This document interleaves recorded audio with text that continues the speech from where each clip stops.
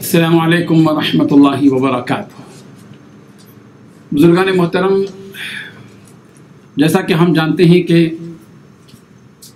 عالمگیر پیمانے پر corona virus کی وجہ سے پوری دنیا پریشان ہے، ہمارا ملک بھی اس پریشانی کا شکار ہے۔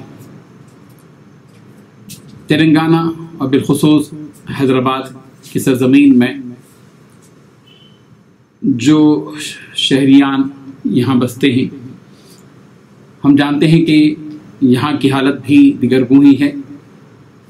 ممبر و محراب فاؤنڈیشن کے بانی اور مینیجنگ ٹرسٹی کے حیثیت سے میں نے شہر حیدرآباد کے ممتاز و موقر علماء کرام اور مشائخین اعظام سے اس سلسلے میں رابطہ کیا کہ چونکہ عید الفطر آ رہی ہے اور حکومت کی طرف سے بہت سے قوانین ہیں، ان میں سے یہ بھی ہے کہ عیدگاہوں میں نماز عید الفطر ادا نہ کی جائے۔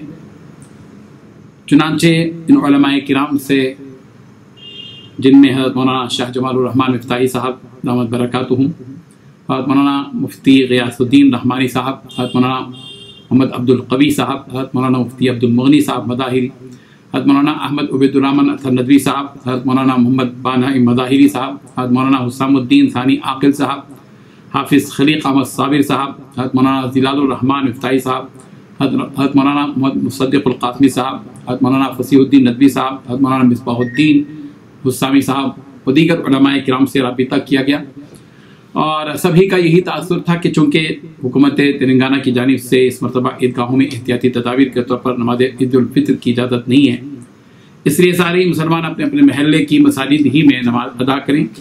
ظاہر ہے کہ سوشل ڈسٹینس کی صورت میں ایک جماعت کے ساتھ تمام اہل محلہ کا نماز ادا کرنا ناممکن ہے، اس لیے بوجہ مجبوری شرعاً اس بات کی اجازت ہے کہ ہر مسجد میں بقدر ضرورت ایک سے زائد مرتبہ نماز عید ادا کر لی جائے۔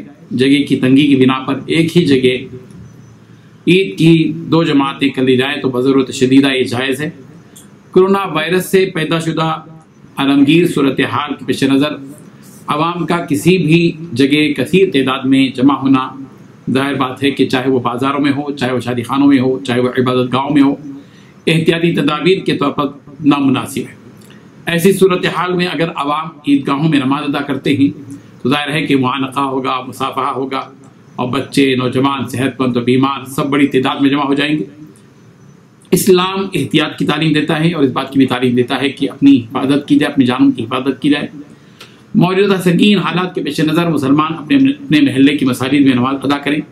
ظاہر ہے کہ ایسی صورت میں سارے محلے والے بیک وقت مسجد میں باجماعت نماز ادا نہیں کر پائیں گے، اس لیے مساجد کی انتظامی کمیٹیوں سے علماء کرام و مشائخین نے اپیل کی ہے کہ شدید ضرورت کی بنیاد پر ایک سے زائد جماعت کا اہتمام کریں، اس کا نظام بنائیں اور فاصلہ برقرار رکھتے ہوئے نماز کی ادائیگی کا اہتمام رکھیں۔